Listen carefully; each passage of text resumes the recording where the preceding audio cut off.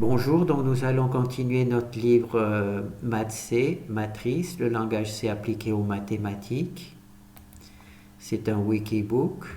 On travaille dans le chapitre Matrice, matrice aléatoire. Donc on va essayer d'étudier une partie du code de la fonction qui imprime les matrices. Alors on va commencer par sélectionner le premier exemple.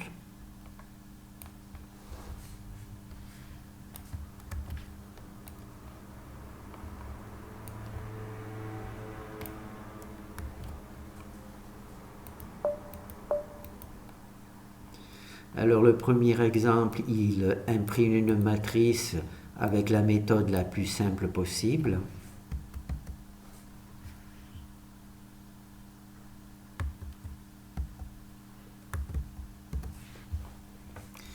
Alors, on fait deux boucles for pour parcourir toute la matrice et on se contente juste d'imprimer euh, le chiffre, le coefficient de la matrice. D'accord. Alors, comme on utilise le pourcentage f, quand on utilise ce signe, les nombres qui sont affichés, ils ont un chiffre, enfin ils ont les chiffres avec 6 chiffres après la virgule, d'accord. C'est comme ça que le langage est le formatage standard pour pourcentage f, d'accord. Alors là, on commence par choisir la première ligne, d'accord, et on dessine, on dessine tous les coefficients de la première, tous les coefficients de la première ligne. Donc première ligne, alors première colonne de la première ligne, deuxième colonne de la première ligne, troisième colonne de la première ligne, quatrième colonne de la première ligne, et une fois que la première ligne est remplie, on passe à cette fonction qui va faire un saut à la ligne, et là, on va sur la deuxième ligne, d'accord. On va sur la deuxième ligne, alors première colonne de la deuxième ligne, puis deuxième colonne de la deuxième ligne, puis troisième colonne de la deuxième ligne. Quand le nombre de lignes est terminé, quand le nombre de colonnes est terminé, on passe par ici et on passe à on passe à la ligne suivante. D'accord. Comme vous voyez, là, on passe à la ligne. Si je supprime cette fonction, il n'y a plus de passage à la ligne entre... Voilà. Vous voyez, il n'y a plus de passage à la ligne. Là, j'ai supprimé le truc. Voilà. Là aussi, là, il y a 1, 2, 3, 4, 5, 6, 7. 1, 2, 3, 4, 5, 6, 7. Oui, les 7. Et on fait 8, 9, 10. Là, on a supprimé le truc à la ligne. D'accord.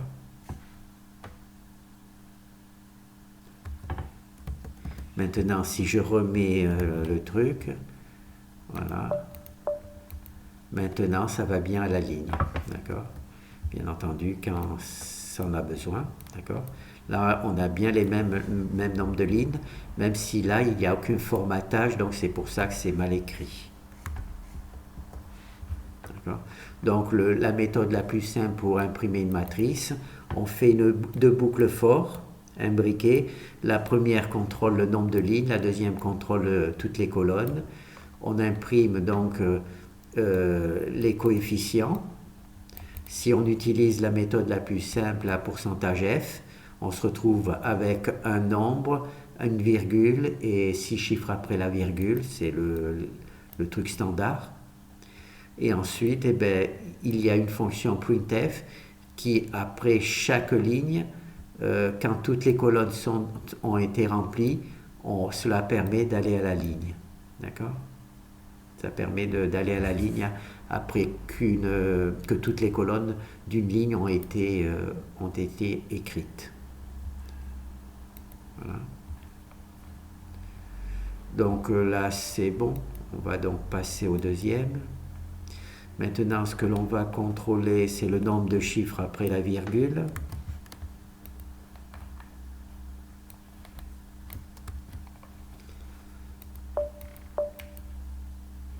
Voilà, donc là, il y a 0 chiffre après la virgule. Donc la matrice n'est pas du tout formatée, mais on a supprimé les trucs.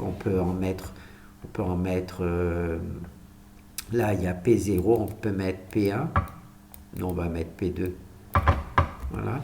Donc là, il va y avoir deux chiffres. C'est la fonction P2, hein, la fonction qui permet ici, hein, qui permet. Donc on va voir comment ça se passe. Donc là, on a bien deux chiffres après la virgule.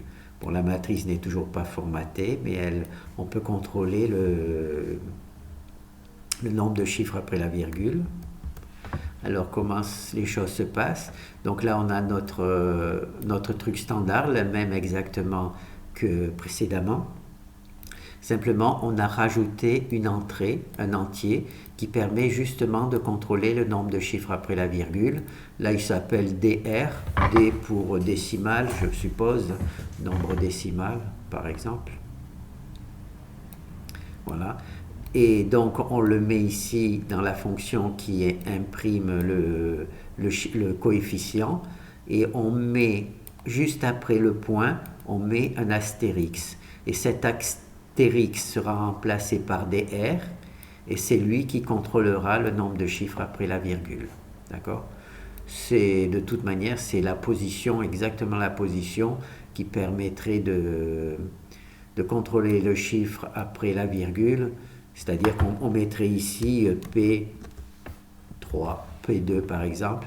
Ça contrôlerait le nombre de chiffres après la virgule. Mais là, comme on veut que ça soit quelque chose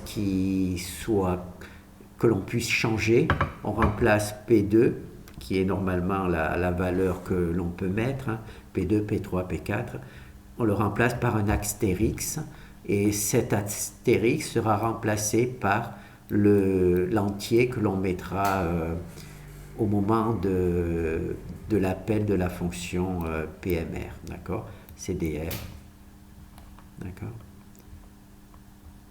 C'est ici, hein, là j'ai mis P2, d'accord?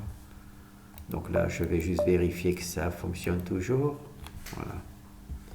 Là, j'ai mis deux chiffres après la virgule. Maintenant, je vais remettre 0 chiffre après la virgule. Je vais mettre 0. Et on lance. Voilà. Alors, le contrôle se fait simplement en introduisant une étoile à la place du nombre de chiffres que l'on aurait souhaité mettre après la virgule. D'accord? Et ensuite, ici, bien entendu, il faut mettre un entier qui va remplacer l'étoile.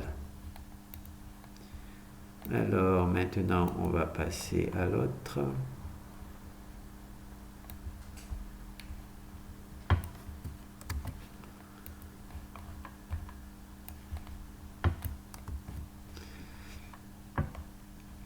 Alors maintenant, ce que l'on va contrôler, c'est le nombre d'espaces entre les nombres, d'accord? Là, on s'aperçoit qu'on a augmenté l'espace par rapport à l'impression précédente. Voilà. Ici, il y a 4 espaces, d'accord? Et là, dans la version P3, hein, la version truc, on a mis 6 espaces pour justement un petit peu contrôler. Alors, c'est exactement la même chose. L'étoile, au lieu de la mettre derrière le point, on la met devant. Et là, on met le nombre d'espaces que l'on veut mettre dans la truc. D'accord? C'est ici. Voilà. On va mettre... là, j'ai mis P6, on va mettre P12 pour montrer que l'on peut vraiment bien contrôler l'espace. Voilà. Donc là, on a bien contrôlé l'espace. Vous voyez? Alors c'est simple, on change juste, on met juste un truc là. Bon, si on veut faire les deux en même temps, contrôler le nombre de trucs et le truc, donc là on va rajouter un deuxième entier int. L'autre, comment je l'avais appelé? Des décimales. Bon, on va l'appeler juste D. Voilà, donc là il y a l'entier D pour décimale et N, on va ici S, on va l'appeler S plutôt. S pour space. Voilà. Voilà. Donc le N, on l'a appelé S pour space et le deuxième D pour décimale. Donc on rajoute ici le 0, on le remplace, on met une étoile. Où elle est l'étoile? Voilà. Et on met ici, c'est quoi que j'ai mis? D. Voilà, D. Décimale par exemple. D'accord. Et maintenant, naturellement, il faut rajouter ici, donc là c'est le P. Donc P12, c'est le nombre de points après la virgule. Donc là c'est S. S pour le nombre de trucs et P pour le nombre de points après la virgule. On va mettre 3 points. Donc ici il y a une erreur. Il y a une erreur. Alors S c'est l'espace, D c'est le truc. Hop. Voilà. Voilà, donc là j'ai mis 3 chiffres après la virgule et un espace de je ne sais plus combien j'ai mis, où j'ai mis un petit peu trop d'espace. Donc je vais changer le nombre d'espaces, je vais mettre 5, allez 6 comme il y avait, 6 pour l'espace et P 3 points après la virgule. Donc l'espace c'est ici, S, et le nombre de chiffres après la virgule c'est ici, D. D'accord? Et on remplace simplement ensuite l'étoile par son entier qui correspond et ça permet de contrôler l'affichage. D'accord? Voilà.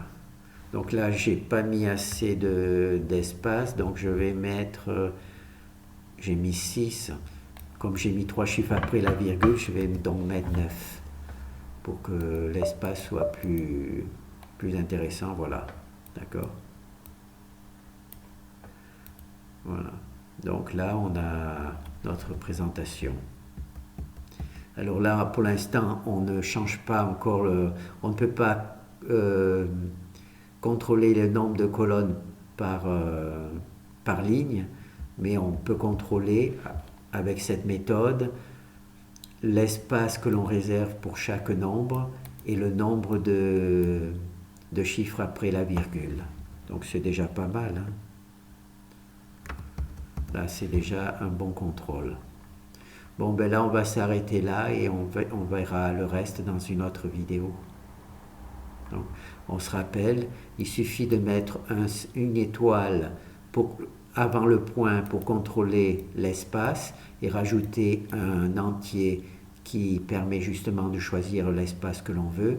Et ici, après le point, une autre étoile qui sera remplacée par un deuxième entier ici. Et ceci permettra de contrôler le nombre de chiffres après la virgule. Merci.